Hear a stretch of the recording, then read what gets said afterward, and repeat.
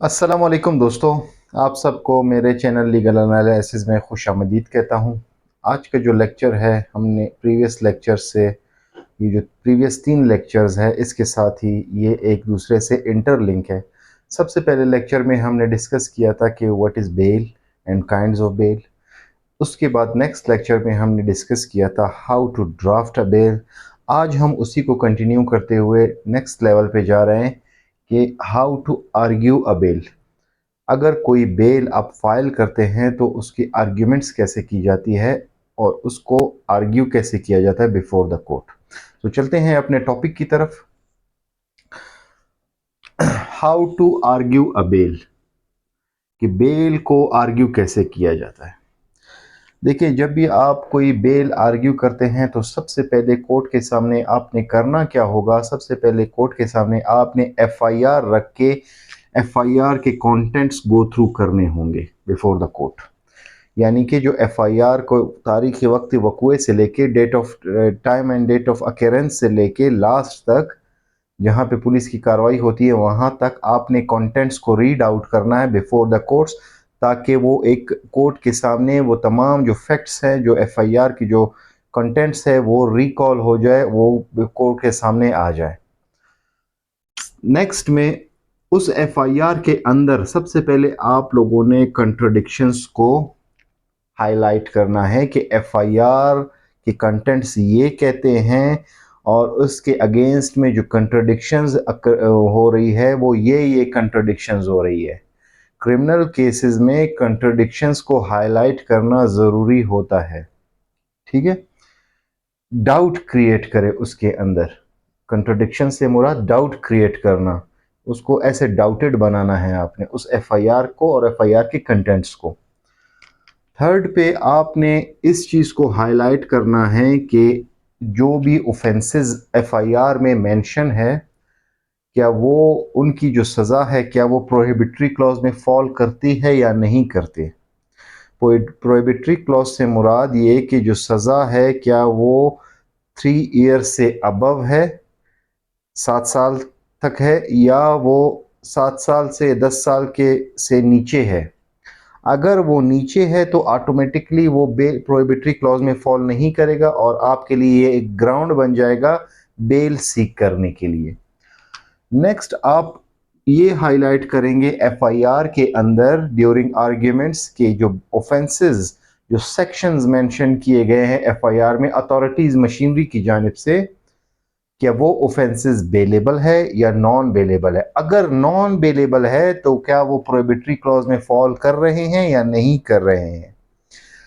क्या जो ऑफेंसेस उन्होंने एफआईआर में मेंशन किए हैं क्या वो एफआईआर के कंटेंट्स को सपोर्ट कर रहे हैं। सपोर्ट से मुराद क्या वो अट्रैक्ट कर रहे हैं। आपने जब भी कोई आर्ग्यूमेंट्स करने होते हैं तो याद रखिए हर एफआईआर के अंदर हर सेक्शन जो मौजूद है उसको पाकिस्तान पीनल कोड की डेफिनेशन पढ़ लीजिए, ताकि आप जब आर्ग्यू करेंगे तो आपको जब एफआईआर आपके कंटेंट्स पढ़ेंगे तो आपको ये पता चल जाएगा कि ये जो सेक्शन है क्या ये एफआईआर के कंटेंट्स को सपोर्ट कर रहा है। क्या ये जो सेक्शन है कि जो फैक्ट्स एफआईआर के अंदर जो वो बता रहे हैं कंटेंट्स, क्या वो उनको सपोर्ट कर रहा है, क्या वो अट्रैक्ट कर रहा है उस सेक्शन को या नहीं कर रहा। तो it is also a ground for seeking bail. अब ये देखें, जब भी आप कोई बेल फाइल करते हैं तो कोर्ट हमेशा थाने से रिकॉर्ड कॉल करती है। रिकॉर्ड क्या होती है। रिकॉर्ड जो ड्यूरिंग इन्वेस्टिगेशन जो इन्वेस्टिगेशन हुई होती है, जो 161 के बयानात हुए होते हैं, या अगर कोई रिकवरी है या नहीं है, या कोई डायरेक्ट एविडेंस है, आई विटनेस है या नहीं है, तो आप यहाँ पे इस चीज़ में आप उसको हाईलाइट करेंगे कि जो रिकॉर्ड आपके सामने रखा हुआ है ये उस वक्त आप इस चीज़ को आर्ग्यू करेंगे जब आपको पता हो कि आपके केस के अंदर कोई रिकवरी वगैरह मौजूद नहीं है या कोई आई विटनेस वगैरह मौजूद नहीं है। तब आप इस पॉइंट को हाईलाइट करेंगे बिफोर द कोर्ट।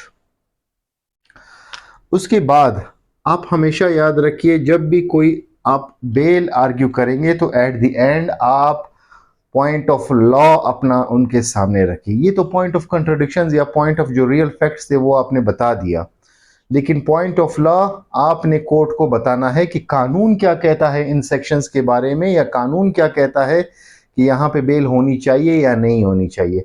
और हमेशा एट द एंड जब भी कोई बेल आर्ग्यू करेंगे, जब आपने बेल आर्ग्यू कर लिया तो याद रखिए आप उसको हमेशा try to support your arguments through judgements.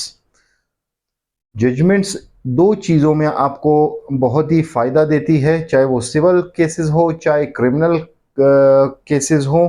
चूँकि हम यहाँ पे सिर्फ बेल को डिस्कस कर रहे हैं तो यहीं तक हम फिलहाल महदूद रहते हैं।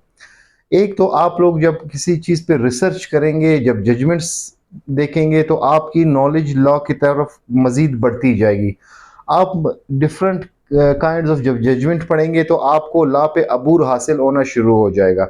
और जब आप कोई आर्ग्यूमेंट करते हैं, जब कोई पॉइंट ऑफ लॉ बताते हैं और उसको साबित करने के लिए उसको सपोर्ट करते हैं थ्रू जजमेंट, तो वो आपका जो केस होता है वो मजबूत से मजबूत तर हो जाता है। और याद रखिए जजमेंट जो है, अगर तो हाई कोर्ट की जजमेंट है तो according to constitution of Pakistan under article 200 that is binding upon the lower courts of the province.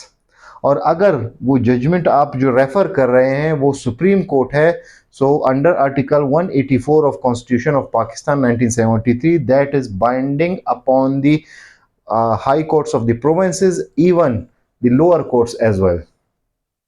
और वो उसके रेफरेंस लेके आपको बेल ग्रांट कर सकता है अगर आपकी जो आर्ग्यूमेंट्स है वो सपोर्टेड बाय लॉ और सपोर्टेड बाय जजमेंट्स है, और वो जो जजमेंट्स और लॉ, जो पॉइंट ऑफ लॉ है और जजमेंट्स है वो आपको फेवर कर रहे हैं। देन अगर ऑफेंस बेलेबल है तो दैट जो बेल है वो as a matter of right आपको मिलेगी।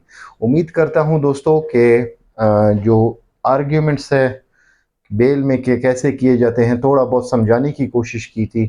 उम्मीद है समझ आ गई होगी। अगर किसी दोस्त को कोई सवाल पूछना हो तो वो कमेंट सेक्शन में सवाल कर सकता है। दोस्तों से रिक्वेस्ट है कि चैनल को मज़ीद सब्सक्राइब करें, और किसी को ऑनलाइन सर्विसेज दरकार है तो डिस्क्रिप्शन में हमारा नंबर मौजूद है, व्हाट्सएप पे हमसे रब्ता कर सकते हैं। आज के लिए इतना ही। Thank you for watching me.